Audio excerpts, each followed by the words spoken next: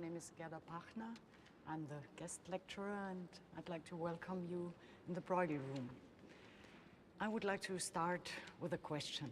What is it that we like about these paintings? The works of a great master. Yes? The things they are about, I mean, the stories they tell in parables and so on. They are timeless. Yes, I agree with all of that. But in some ways, I also wonder, can a painting really be timeless? They carry their time along with them, don't they? Though much of it falls off along the way, like dirt from a turning wheel. And what if we can't be so sure just what stories are being told? In the day of Pieter Brueghel the Elder, they may have meant something quite different than now. And yet, the paintings still speak to us. They don't feel so outdated, do they? So what do people think of Brueghel and his work when he was alive? Well, it's hard to say. He was well respected in his day, though he died young and only left us with between 40 and 50 paintings. Then he went out of fashion for quite a while. And one must remember, his paintings weren't shown in museums, as museums didn't exist then. So, unlike his prints, these were not so accessible to the general public. We do know that Brueghel lived in a restless and often brutal time, not that we have managed to leave such things behind. The Netherlands under Spanish Catholic rule were torn by religious division that would soon erupt into the 80 Years' War. And so the king, enraged by the growing dissent we identify with the Reformation, famously claimed he would rather sacrifice 100,000 in Flanders than tolerate the heresy. He sent the Duke of Alba to crush the spreading rebellion. But little is really known of Brueghel's side in the matter. At the end of his life, he did order some of his drawings burned lest they bring trouble to his family. Some have said that many of his works disguise references to the unrest and even that he may have been a heretic himself, but it is speculation. Then again, it would be odd to entirely discount how these conflicts affected Brueghel's work. He surely wasn't able to ignore them in his life. So I would say these matters can't be disregarded, but we can't make them the main significance of his work. He was called the peasant Brueghel, and for better and worse, he remains best known as the painter of quaint scenes of peasant life. Though not a peasant himself, of course, it's said he went so far as to disguise himself as one to better capture their dress and customs. And it might well be true.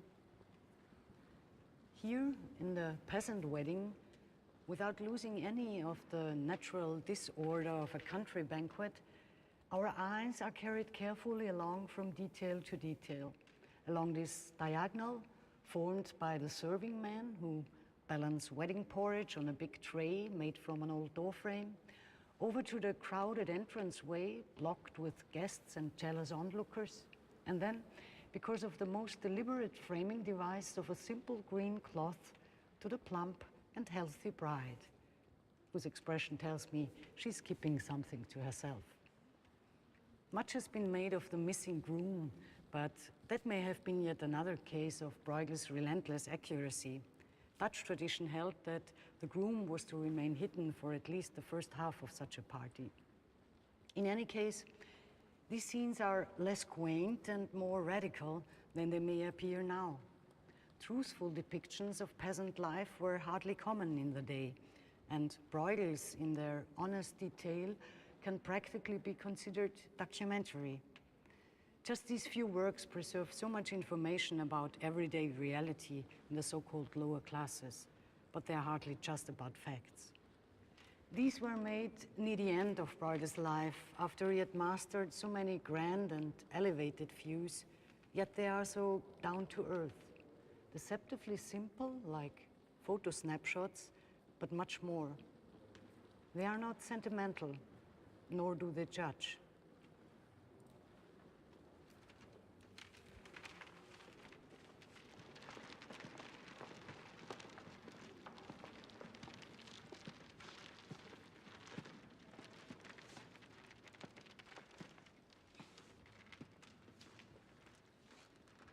To fully appreciate these, one must imagine a time where such a thing as a landscape painting had never really existed in the West. Landscapes were used as backdrops for religious events and were usually an utterly fantastic invention.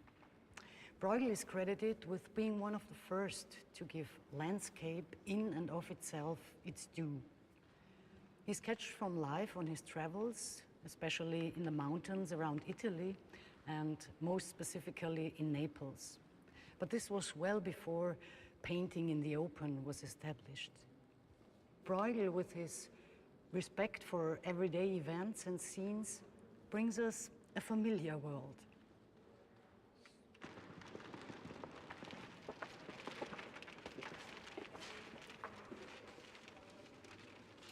Here we have the battle between Carnival and Lent, children's games, and the Tower of Babel. Sometimes Brueghel gives us a world made from the union of the fantastic and the real, so that one becomes the other. Like Bosch, he made seemingly bizarre catalogues of eccentric, at times disturbing behavior. Are they symbolic puzzles? Perhaps yes, but perhaps not so much as sometimes thought. They are, in a sense, documentaries as well, collecting exact games, rituals, and masquerades of his day, but harvested together as if they were happening at the same time. Hallucinations of the real, one might say, or perhaps they are a mixture of these tendencies, the allegorical and the realistic.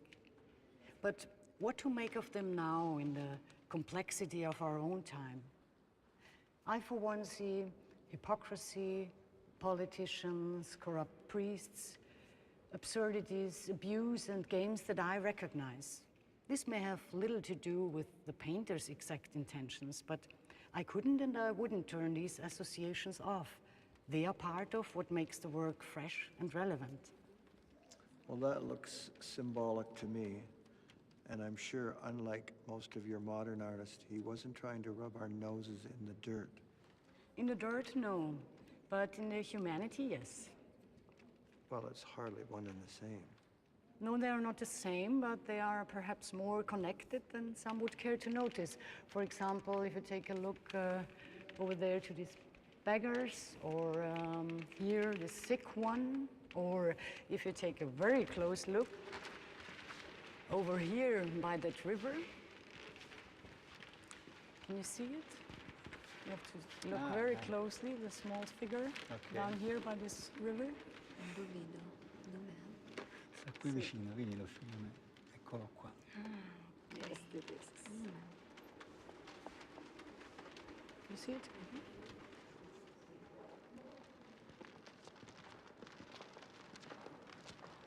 You've said very little about his faith. Surely he was devout. Yes, I'd agree that he must have been. And what would you say is the center of this painting? Well, I've read the title, and it's called The Conversion of St. Paul. Yes, and here he is in blue, having fallen off of his horse. And is that then the center, the main focus of the painting? I'd say it is.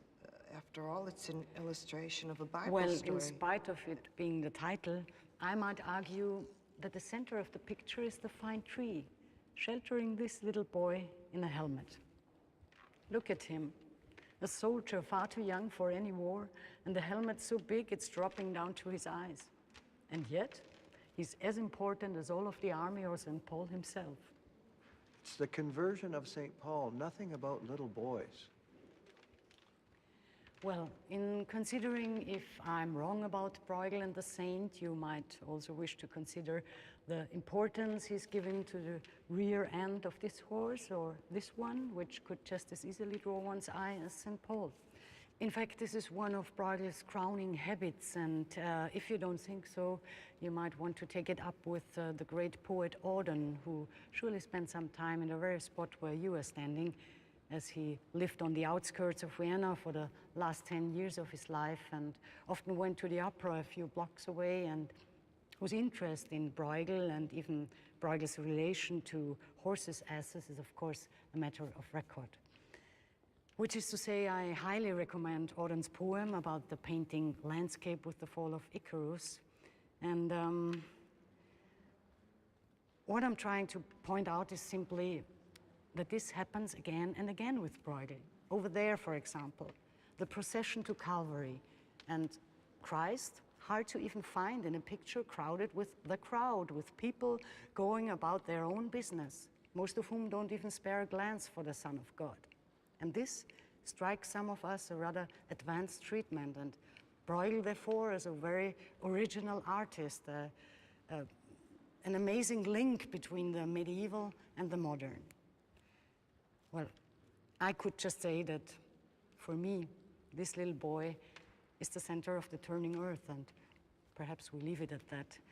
There's no reason we all have to share my opinion.